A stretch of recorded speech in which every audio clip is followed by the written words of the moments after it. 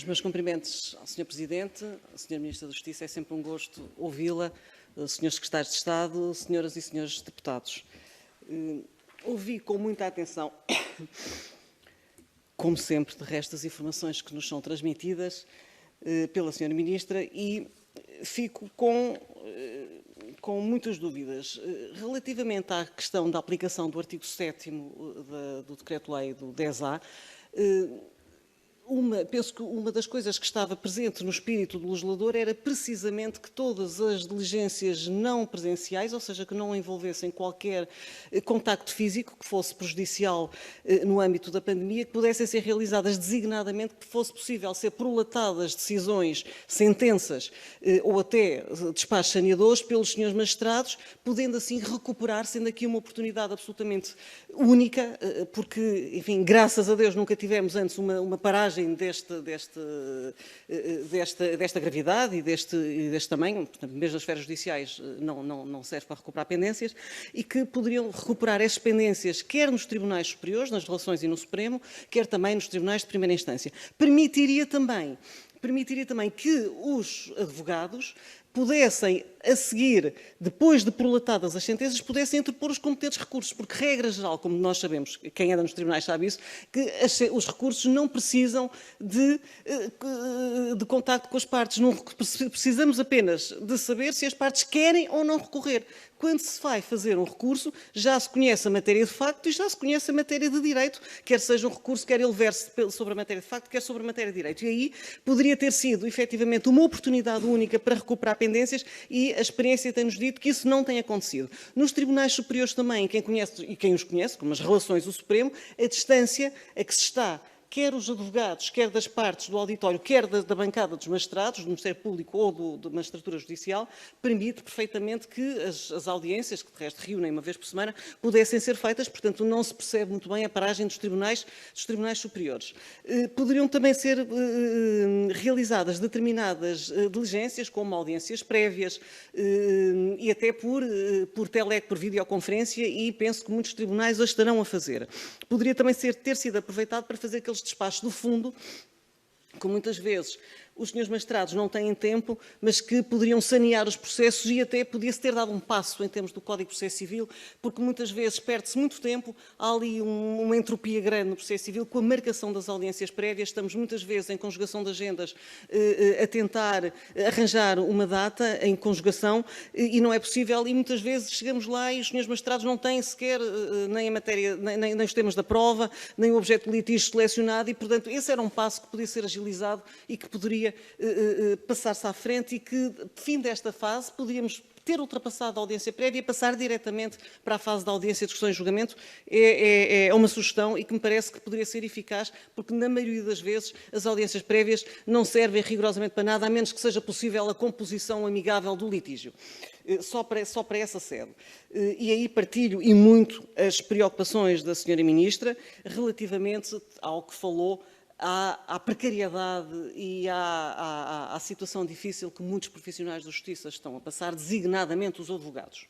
E isto não significa que esteja aqui a envolver a questão da CEPAS, a Caixa de Previdência dos advogados e dos solicitadores, é uma questão à parte e nós temos que fazer e que saber fazer a destrinça, porque não é de agora, ou seja, a CEPAS não veio com a Covid, o problema da CEPAS é anterior a esta questão que estamos agora aqui a analisar relativamente à pandemia.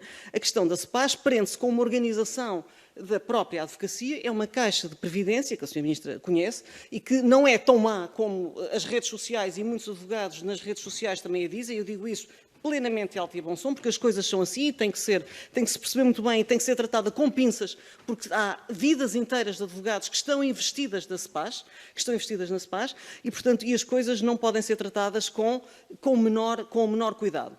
Porque o que aconteceu na advocacia, infelizmente, foi a massificação. E a massificação leva à precariedade.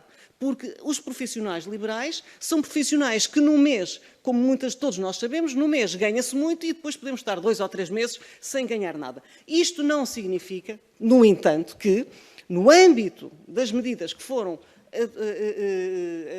apresentadas pelo Governo não tenham sido, isso eu não compreendo, não tenham sido contemplados os advogados. Os advogados deviam ter sido contemplados nestas medidas, à semelhança de resto do que foram os demais profissionais liberais. Portanto, não vamos aqui escamotear ou confundir as coisas, o que é, o que não é, não é. E os advogados poderiam e deveriam ter sido ajudados, porque também sabemos que nos meses em que não se ganha, está-se a preparar, é um bocado como a cigarra e a formiga, não é? Está-se a preparar, porque muitas vezes cobra-se afinal no processo, mas está-se a trabalhar noutros processos que permitem depois a cobrança de honorários. Isso aí é muito importante. E eu aqui pergunto porque é que, e sei que tem havido esforços, pelo menos da parte da Ordem dos Advogados nesse sentido, porque aqui impunha-se que as defesas oficiosas estivessem a ser pagas escrupulosamente, tivesse até, ou que fosse possível haver uma antecipação do pagamento das defesas oficiosas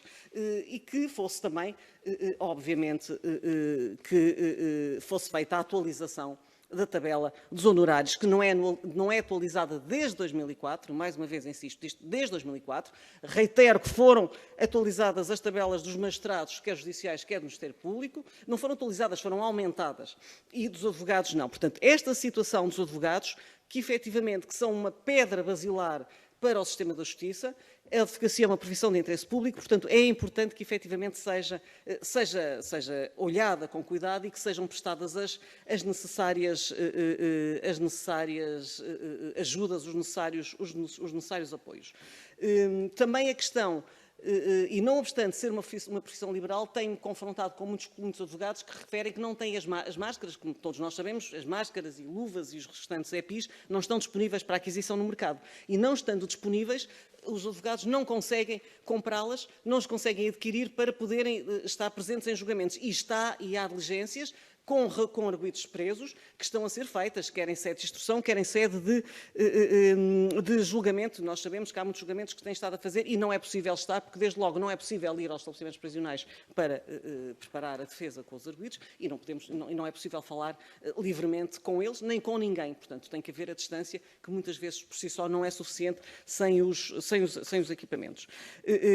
Aproveitava também para perguntar como é que está, Sra. Ministra, como é que está a revisão da Lei do Acesso ao Direito, que estava prometida desde final de 2016, que foi retomada no final da anterior legislatura e que caducou, portanto, pelo decurso da mesma e que até agora não foi retomada.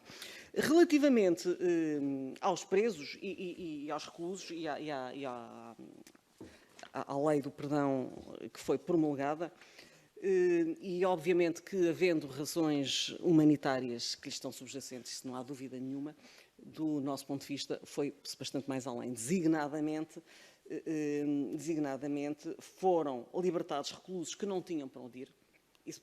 Se o que estava em causa era uma situação da pandemia e para evitar o contágio, deveriam ter sido observadas exatamente essas regras. Não se percebe muito bem a vacatio legis e efetivamente, uma lei que entra em vigor num sábado e domingo, precisamente de Páscoa, quando se tinham sido, e aqui a crítica não posso deixar de dizer, e é generalizada, porque a Assembleia da República também aprovou a lei, relativamente a tinham sido feitas tinham sido dadas instruções expressas para que os portugueses não saíssem de casa na Páscoa, para que não se reunissem, e efetivamente não só as famílias tiveram que ir buscar os reclusos, como se reuniram, como saíram, como envolveu medidas fora dos municípios. E, por outro lado, saíram, isto confesso a minha estupefação, foram libertados reclusos que não tinham para onde ir.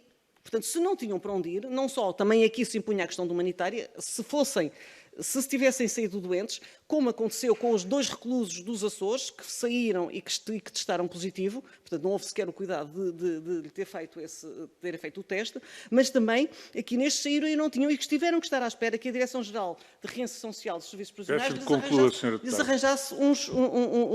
arranjasse os quartos para poderem ficar.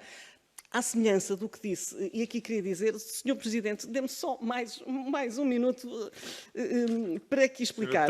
Tem a segunda ronda. Em 28 de março, mas só para completar o raciocínio, em 28 de março de 2018, a Sra. Ministra dá uma entrevista em que fala a propósito do relatório do Comitê da Prevenção da Tortura do Conselho da Europa, que critica Portugal, fala que iria apresentar a programação das infraestruturas da justiça, falando exatamente da sobrelotação das nossas prisões, pronunciando sobre o estado em que estão os nossos estabelecimentos prisionais e dizendo que, efetivamente, teriam que ser libertados muitos dos reclusos. E eu pergunto aqui, efetivamente, esta lei, a Covid, não foi a oportunidade que há muito tempo se estava à espera para a libertação? Só mais um minuto, Sr. Presidente, dos reclusos. Não posso Muito obrigado. dar. Peço desculpa, muito obrigado.